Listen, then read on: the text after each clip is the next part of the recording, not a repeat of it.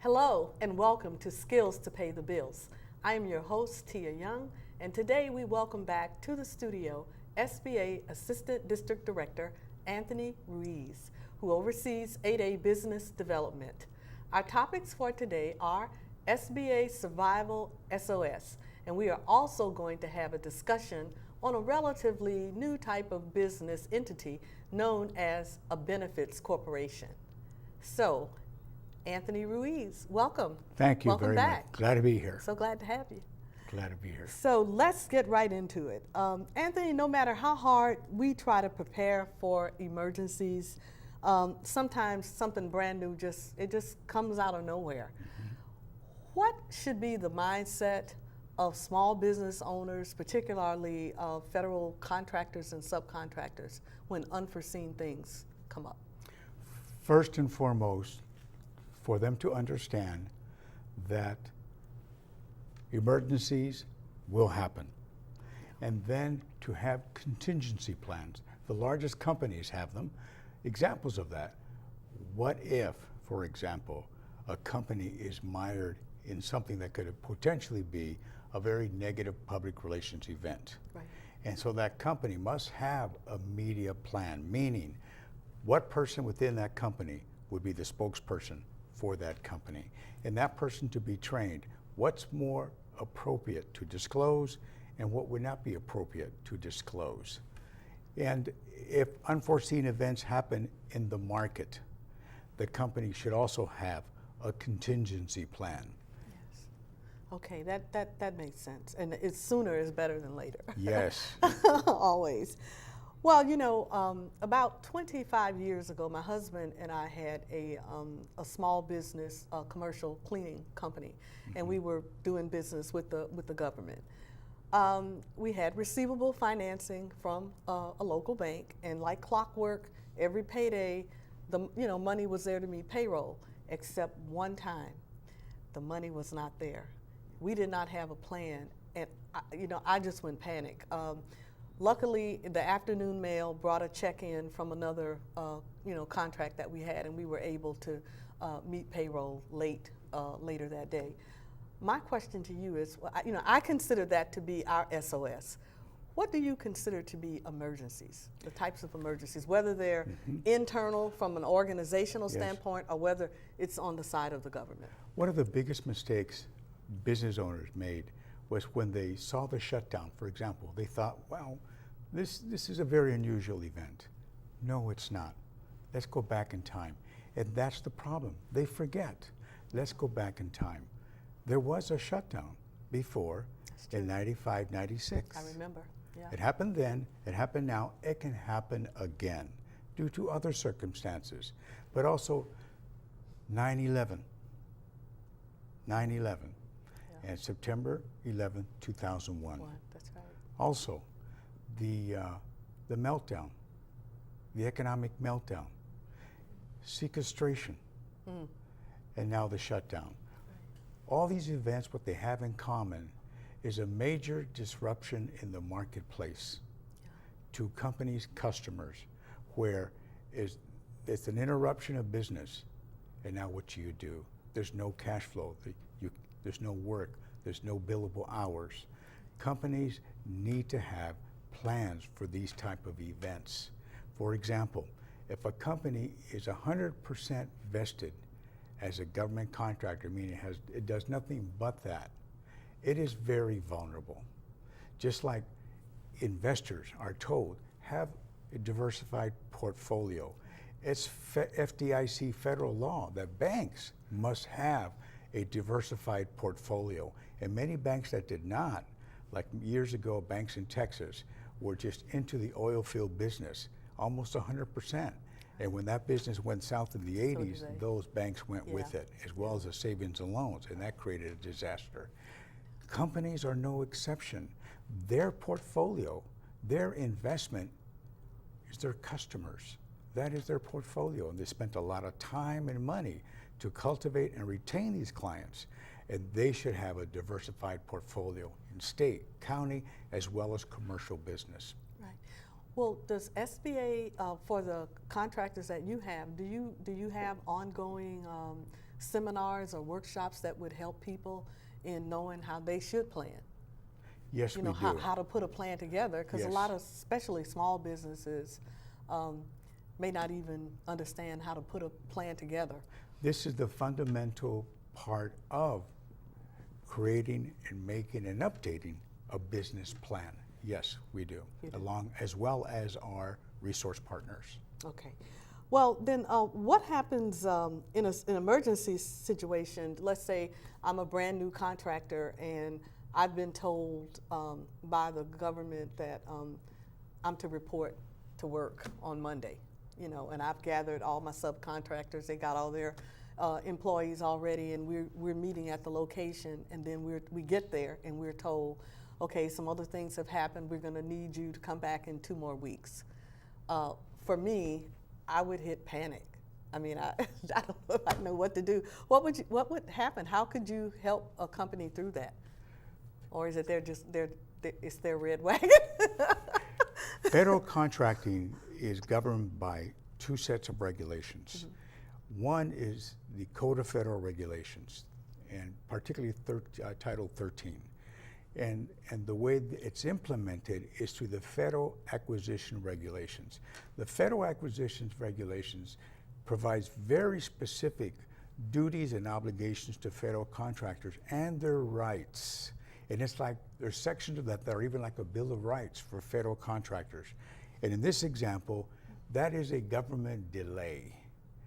And if that government delay represents substantial monetary losses to the federal contractor in mobilizing for a job, then that is claimable.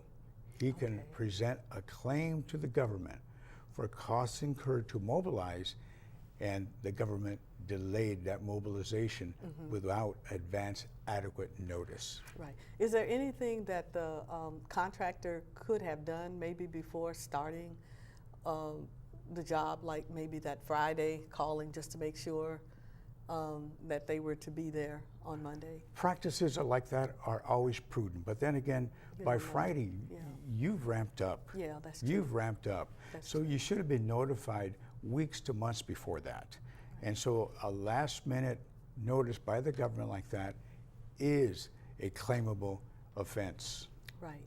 Well, in the case of what happened, you know, with the shutdown, and if there are contractors that have experienced or are experiencing some problems, can they come to SBA and try to sit down and see what they can work out to get them back on their feet again? They can, or to our resource partners as well.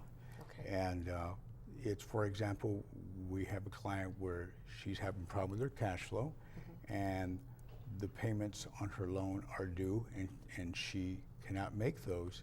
And then we work with the bank there to perhaps restructure the loan and or perhaps free up some of her assets so that she get additional financing on those assets. These types of things can be worked out provided they come to us early. Right. So that's the key, is coming to you early on that end. Well, that's good. I want to move a little bit to something that is kind of near and dear to my heart, and this is about this business entity, the Benefits Corporation entity. You spoke about that a little bit a couple of months ago when you were on the show. Can you talk a little bit more about that? What is that? What is the Benefits Corporation? It's a relatively new entity. Maryland was the first to approve that in April 2010, and in this region, the District of Columbia and Virginia have also approved that, and it made it into law, and 17 states have made that into law. Okay. And it is, in simplest forms, a hybrid of a business for profit and a nonprofit. For example, Wrapped into one. yes, wrapped into one entity. The way it differs from the classic business for profit, which can be a corporation, a partnership, a limited liability company, those type of entities for profit, they exist to maximize shareholder value. That's the mission of the classic business, to maximize shareholder value. The Benefits Corporation, on the other hand, is to maximize shareholder value, but also to maximize the special interests for the purpose of that benefits corporation, which is some social value or an environmental value, such as education, helping low-income families in certain cases like food or education or other programs, or different programs to improve the environment. So for instance, if I had a consulting business, that's on one end, but part of that consulting business, I'm working with other nonprofits to feed the hungry.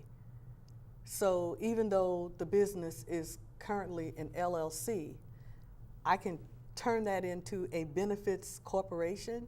Yes. And then take advantage of that portion of the business that does nonprofit or outreach. It depends. If the majority of your work and efforts are helping low-income families, if the majority of the work is that, then it would be a logical choice. But if you're only doing like 10% of your effort in that, it wouldn't be eligible for that.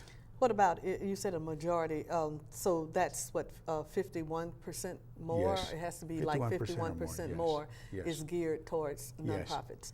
Now, to do that, is that an accounting nightmare? Because for some of us, all we've ever heard is that, you should keep your nonprofit business separate from, your for-profit business. Well, actually, this is not a dual relationship. It is not a dual. It is not. Oh, thank you for telling me that, because I'm thinking it is it's dual. one entity. Okay. Now it becomes one entity. It's one, okay. And it's some lawyers refer to it as a triple LC. LC. And it's not widely. It's still, the legal industry is a very conservative one. And even when limited liability companies came to the fro, yeah, it was controversial in the beginning. Was, and yeah. now it's as common as apples are. You're right. And this also is now going through some controversy. It's because it's new. Yes. But the old way of doing it, and it took some very special IRS approvals and consideration, was having dual entities. But now, the purpose of that now is to fold it into one entity. Okay. So it is either an LLC or a corporation. Or a corporation. Well, Anthony, we are going to take a short station break. We'll be right back, and we're going to talk some more about the Benefits Corporation entity and just some other SBA tidbits. We'll be right back, so don't touch that dial. Hello, and welcome. Skills to Pay the Bills is a show that provides information to everyday citizens, families, and businesses regarding the current economy and how to protect themselves. We have some exciting programming in the upcoming weeks featuring subject matter experts from the Small Business Administration who will share information and demystify the whole 8A certification process and set aside contracting for women, veterans, and minorities, as well as provide education for small business owners. So I encourage you to watch Skills to Pay the Bills right here on Fairfax Public Access Channel 10 on Wednesdays, 1:30 a.m., Thursdays, 10 a.m., and Fridays, 7:30 p.m. For PG and Montgomery counties, please check your local cable listings. For more information, please feel free to visit www.sba.gov. And don't forget to watch Skills to Pay the Bills. For those of you who are just joining us, you are watching Skills to Pay the Bills, and we are talking about Small Business Survival, SOS, and we're also discussing the pros and cons of a fairly new business entity known as the Benefits Corporation. I wanted to go back, if I can. I know we haven't finished talking about the Benefits Corporation entity, but I had one more question that I wanted to ask you under the surviving emergency situations. For those contractors and subcontractors who are back on the job from recent government shutdown, what guidelines, specific guidelines, would you give them to help them get back on their feet quickly? The most important is to ramp up, but in an organized manner. And so evaluate very carefully what milestone are you on that job, and then communicate and coordinate very closely and effectively with the management personnel on the government side as to come to a consensus of where did we leave off, what is next. So if there's no perceived judgment on the government's part that the contractor overlooked something in the haste of shutting down, and then being called for a default for a deliverable item. And then once they are in consensus on what has been delivered and what is pending, now pick up where you left off. Organize your personnel. You may not need to bring all your personnel in at the same time. And it will depend upon what are the deliverables now to be delivered and acted on and performed on. The other is cash flow. Assess your accounts payable. What do you owe the trade? Assess your accounts receivable and make sure both are accurate. Reassess that, reevaluate that. And now in the accounts payable, because of a disruption, the disruption could have been done to a shutdown. The disruption could have been done to, for example, the shooting incident in the naval yards. And that's another example on disruption to an operation. And it could be done to a plant blow up. It could be done to a chemical spill. Lots of events can cause this. And so explain to the trade that there's going to be a delay in payment so that they understand in the beginning that you're just not wanting to pay. It's just that because of this disruption, you need more time. And they will work with you because they want more business. But that way they see you're honest, you're upfront, and a payment plan is arranged. And that's going to buy you more time on accounts payable. Next is look at your accounts receivable now. Is that accurate? And now be more diligent in collecting that. And now those firms in turn, though, may have been impacted by the same event. That's correct. And so from there now, do very immediately a cash flow projection. And not monthly like the banks recommend, no, weekly. And for your first quarter to see how you're going to get back on your feet from a cash flow perspective. And then what is that negative cash flow?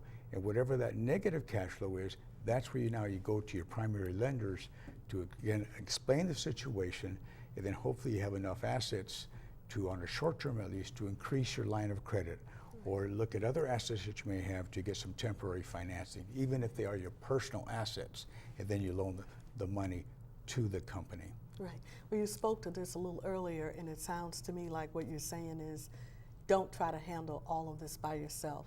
There are resources out there and people out there that, like coming to whoever the government's management person that's working with you, and even involving your bank. Yes. Sometimes people, they see the beginnings of trouble, and then they don't want to go to the experts because I guess they feel they're just going to shut you down, right away. But perhaps that's not the best line of thinking. In addition to that, what these companies have to realize, they have a management consultant on retainer at no cost because of SBA. Through SCORE, that's right, the Small Business Development Center, and the Women's Business Center, they have cost-free management consultants who provide services and know-how comparable to what many consulting firms charge, anywhere from $100 to $300 an hour. Wow. That's a very good point, because we have a tendency to forget about that when we're in panic mode. Yes, in addition to that, on the more technical side of government contracting, they also have a community partner to SBA, the Procurement Technical Assistance Center, and which is located at George Mason and in Washington, D.C., and the University of Maryland in Maryland. And they are funded by Defense Logistics Agency, which is the Pentagon. Right. And their mission is to help small businesses win and perform on federal contracts. Right. You just brought out a very good point, because it made me think back to 20 years ago. I told you we had this cleaning business, and one day out of nowhere, there were unions, officials there to try and unionize our organization. And I mean, I wasn't prepared for that. I didn't have a plan for that. And I did. I called in the contracting. We were not with SBA. It was just, we were with district government. But I called the contracting specialists that worked with me. I got the bank involved. I got everybody that had been working with involved, and we sat around the table. And after we had that conversation, they decided that we were doing everything that we needed to do and that they didn't need to be a part of it. Excellent. But if I had tried to handle that by myself, it's no telling. That was very wise. What would have happened? So that's good advice. I had forgotten about that. Let's go back now to the benefits corporation entity. Can you give some of the benefits of creating a benefits corporation? Yes. One, for example, is a company for profit sometimes has very limited access to financing because they may be doing work that's almost appears like a nonprofit would be doing that. And so they would not have any hard assets for a bank to finance. And or if they did, it just wouldn't be sufficient to grow. And this, when you say hard asset, you mean like properties, real estate, yes. Machinery, equipment. Right, something hard, yeah. A benefits corporation also has that aspect of a nonprofit.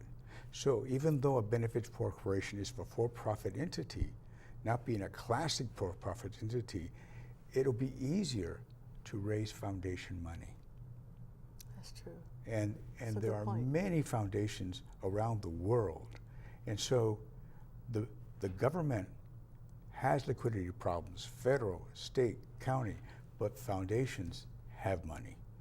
And they're looking for causes that are worthy. And for example, I helped a client some years ago.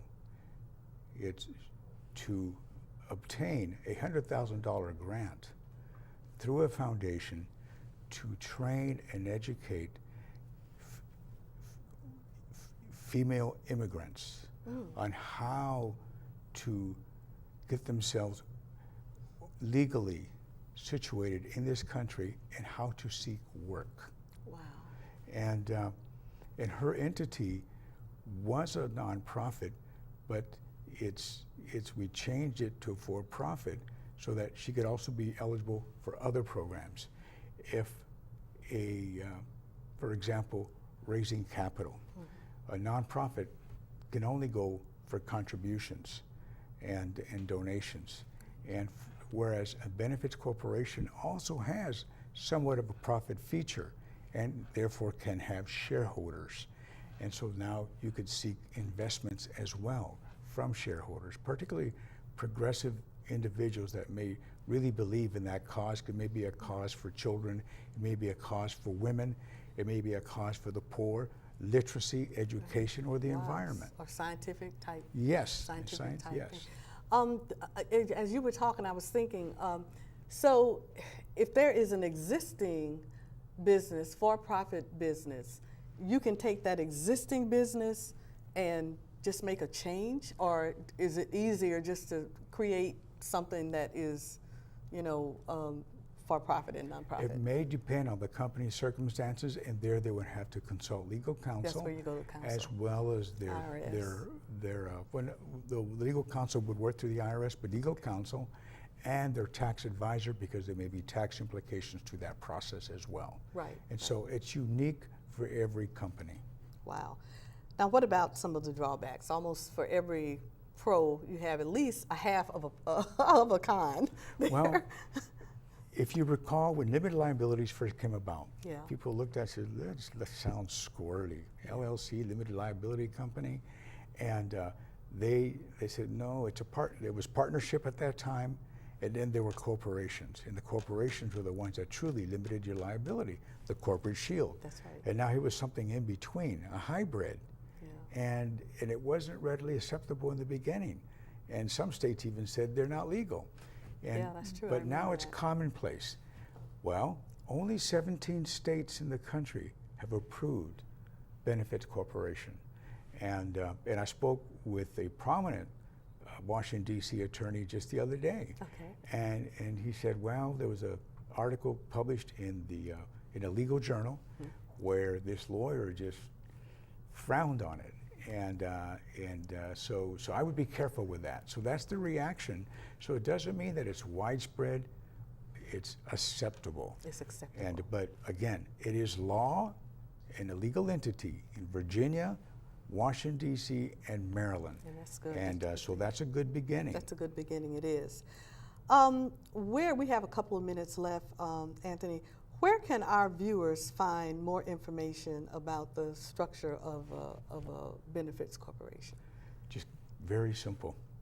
Go to the internet, go to Google, and type in Benefits Corporation, and you will get a lot of information On that. And then the next step should probably be your attorney. Your attorney. It should be your attorney. That is that's right.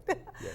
Well, our time is actually just about up, and we want to thank our special guest from the Small Business Administration, Anthony Ruiz, Assistant District Director, 8A Business Development.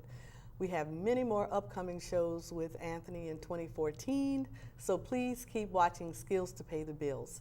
If you have any questions or comments about today's show, or perhaps you would like to be a guest on Skills to Pay the Bills, simply email me at skillstorock@gmail.com. Thank you once again for watching Skills to Pay the Bills. Bye-bye.